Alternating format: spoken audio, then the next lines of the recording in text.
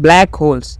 If you remember कि 2014 में director Christopher Nolan की एक ब्लॉकबस्टर मूवी आई थी इंटरस्टेलर। इस मूवी में space related concept, worm holes, black holes, other planet, इन सभी चीज़ों को साइंटिफिकली एक्यूरेट वे में दिखाया गया था। लेकिन इस मूवी का सबसे खतरनाक सीन मूवी के एंड में था, क्लाइमेक्स में, जब मूवी के मेन कैरेक्टर कूपर उस ब्लैक होल के अंदर गिर जाते हैं। और इस मूवी में उस ब्लैक होल का नाम गारगेंटुआ बताया जाता है, जिसमें कूपर अपने स्पेसक्राफ्ट को लेकर उसमें गिरते हैं। गिरने के बाद शुरू में इनके आसपास सब काला काला होता है, लेकिन जैसे जैसे और अंदर जाते हैं वहाँ कुछ छोटे पार्टिकल्स इनके स्पेसक्राफ्ट में आकर टकराते हैं। उससे कुछ लाइट फ्लैशेस यानी चिंगारियाँ निकलती हैं, जिससे कि इनके स्पेसक्राफ्ट में आग लग जाती है। आग लगने के कारण इन्हें अपने स्पेसक्राफ्ट से इजेक्ट होना पड़ता है और ये ब्लैक होल के अंदर गिरते चले जाते हैं।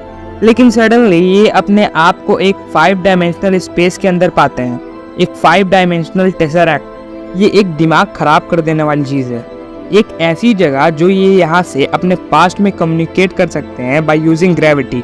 ये सब देखने के बाद हर आदमी के दिमाग में एक सवाल तो ज़रूर जागेगा कि क्या ये सब पॉसिबल है? क्या सही में ब्लैक होल के अंदर ये सब चीज़ें होती हैं? अगर हम उसमें गिर जाएं तो क्या हमें ऐसा ही कुछ देखने को मिलेगा? तो आइए आज हम इस वीडियो में इन्हीं सब चीज़ों के बारे में जानेंगे और समझने की कोशिश करेंगे इट इज़ एक्चुअली ट्रू और नॉट। तो पहले हम जानेंगे कि ब्लैक होल्स का जन्म कैसे होता है।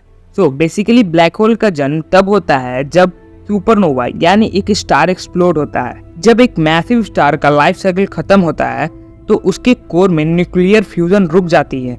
इससे कोर का प्रेशर गिरने लगता है और ग्रेविटेशनल फोर्स उसको कोलैप्स कर देती है, जिसे हम सुपरनोवा कहते हैं। जब कोर का साइज बहुत छोटा हो जाता है तो ग्रेविटी इतनी स्ट्रांग हो जाती है कि वो एक पॉइंट लाइक सिंगुलैरिटी बन जाती है। इस सिंगुलैरिटी के चारों तरफ एक बाउंड्री होती है जिसे हम इवेंट होरिजॉन कहते हैं। और यहाँ ग्रेविटी इतनी ताकतवर होती है कि कोई भी चीज़ उससे एस्केप नहीं कर सकती है। इसी तरह से ब्लैक होल्स का जन्म होता है, जो लाइट और कुछ भी अट्रैक्ट कर लेता है लेकिन कुछ भी बाहर नहीं निकालता। ब्लैक होल्स का इतिहास कुछ ज़्यादा पुराना नहीं है। आज से 100 साल पहले इसे कोई जानता भी नहीं था। अल्बर्ट आइंस्टाइन के थ्योरी ऑफ रिलेटिविटी की वजह से ही बाद में जाकर ब्लैक होल्स को डिस्कवर करा गया। इस थ्योरी के 2 हिस्से हैं, पहला स्पेशल थ्योरी ऑफ रिलेटिविटी और दूसरा general theory of relativity. Special theory of relativity, जिसे आइंस्टाइन ने 1905 में पब्लिश किया था, वो हमें बताती है कि स्पीड कैसे टाइम को इन्फ्लुएंस करती है। अगर आप एक स्पेसक्राफ्ट पर बैठे हो जिसकी स्पीड बहुत ज़्यादा है तो आपके लिए टाइम धीरे चलेगा रिलेटिव टू वो लोग जो स्पेसक्राफ्ट पर नहीं, अर्थ पर हैं। रिलेटिव वर्ड बहुत ज़रूरी है। जब आप स्पेसक्राफ्ट पर बैठे होंगे तब आपको फील नहीं होगा कि टाइम धीरे चल रहा है। आपके लिए टाइम वैसे ही नॉर्मली चलेगा जैसे वो चलता है। अगर आप धरती पर जाएंगे तब पता चलेगा कि टाइम कितना अलग चल रहा था। इसी चीज़ को काइनेमेटिक टाइम डायलेशन कहा जाता है। एंड ग्रेविटी से भी टाइम डायलेशन हो सकती है, जिसे आइंस्टाइन ने बताया अपनी जनरल थ्योरी ऑफ रिलेटिविटी से। ये उन्होंने डेवलप किया ईयर 1915 में। इसमें आप जितना ज़्यादा ग्रेविटेशनल फोर्स एक्सपीरियंस करेंगे उतना ज़्यादा आपके लिए टाइम धीमा हो जाएगा। इसे ग्रेविटेशनल टाइम डायलेशन कहा जाता है। और इसी चीज़ को इंटरस्टेलर मूवी में बहुत ही बेहतरीन तरीके से दिखाया गया है। जब मेन कैरेक्टर कूपर और उनके साथी एक एक्वा प्लैनेट पर लैंड करते हैं तो उस प्लैनेट पर उनका 1 घंटा अर्थ पर 7 साल के बराबर होता है। ऐसा इस प्लैनेट पर इसलिए होता है कि वो प्लैनेट गारगेंटुआ ब्लैक होल के काफ़ी नज़दीक होता है, तो ब्लैक होल की तरफ से आ रहा ग्रेविटेशनल फोर्स इस पर इम्पैक्ट डालता है। एक और कंक्लूजन जो आइंस्टाइन ने निकाला था कि ग्रेविटेशन से ऑलमोस्ट हर चीज़ पर असर पड़ता है। ग्रेविटेशन के फोर्स से ना सिर्फ फिजिकल ऑब्जेक्ट अट्रैक्ट होती हैं बल्कि हीट, साउंड और लाइट भी अट्रैक्ट होती हैं। तो इसका मतलब ये है कि ऐसे भी ऑब्जेक्ट हो सकते हैं हमारे यूनिवर्स में जिसका ग्रेविटेशनल फोर्स इतना ज़्यादा होगा कि वो लाइट को कम्प्लीटली अपने अंदर ऑब्जर्व कर लेंगे। और अगर ऐसे ऑब्जेक्ट हैं तो कम्प्लीटली ब्लैक होंगे, हमें दिखेंगे ही नहीं क्योंकि लाइट उनसे बाहर नहीं निकल सकती है। और यही होते हैं ब्लैक होल्स। बट आइंस्टाइन ने जब ये थ्योरी ऑफ जनरल रिलेटिविटी बताई थी उस वक्त ये ब्लैक होल्स का कॉन्सेप्ट थ्योरेटिकल था। आइंस्टाइन को पता था कि ग्रेविटी लाइट को इन्फ्लुएंस करती है और थ्योरेटिकली ऐसे ऑब्जेक्ट होते हैं जो लाइट को ऑब्जर्व कर सकें। लेकिन आइंस्टाइन ये नहीं जानते थे कि एक्चुअली में भी ब्लैक होल्स होते हैं।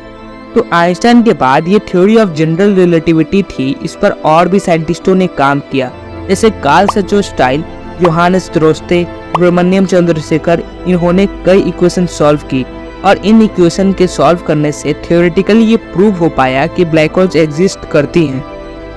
1960s आते आते साइंटिस्ट ने कहा कि थ्योरेटिकली ही नहीं, हम लोग रियल में भी ब्लैक होल्स देख पाएंगे, क्योंकि ये चीज़ स्पेस में एग्जिस्ट करती हैं। आपको हमने बताया कि जब बड़े स्टार का सुपरनोवा होता है तभी ब्लैक होल्स बनते हैं, बट अगर हमारे सन का ब्लैक होल बना तो उसका डायमीटर सिर्फ 50 किलोमीटर का ही होगा। इतना वॉल्यूम कम हो जाता है जब ब्लैक होल्स बनते हैं तो।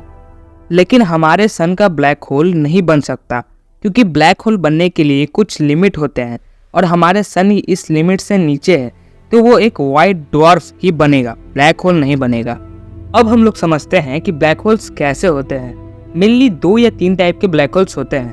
पहला स्टेलर ब्लैक होल्स, ये कॉमन टाइप के ब्लैक होल्स होते हैं, वो ब्लैक होल्स जो स्टार से फॉर्म होते हैं। साइंटिस्ट ऐसा एस्टिमेट करते हैं कि हमारे मिल्की वे गैलेक्सी में ऐसे 10 million two 1 billion stellar black holes मौजूद हैं। एक होते हैं प्रीमोर्डियल ब्लैक होल्स। ये ब्लैक होल्स एक एटम जितने छोटे होते हैं, लेकिन इसका मास एक माउंटेन यानी पहाड़ जितना बड़ा होता है। ये ब्लैक होल्स थ्योरेटिकल हैं, इनके बारे में हम उतना नहीं जानते। तीसरा टाइप होता है सुपर मैसिव ब्लैक होल। ये ब्लैक होल बहुत बड़े होते हैं, इनका मास 1 मिलियन सन्स के कंबाइंड मास से भी ज्यादा होता है। अगर इस ब्लैक होल को एक बॉल में फिट किया जाए तो उस बॉल का डायमीटर हमारे पूरे सोलर सिस्टम के बराबर होगा।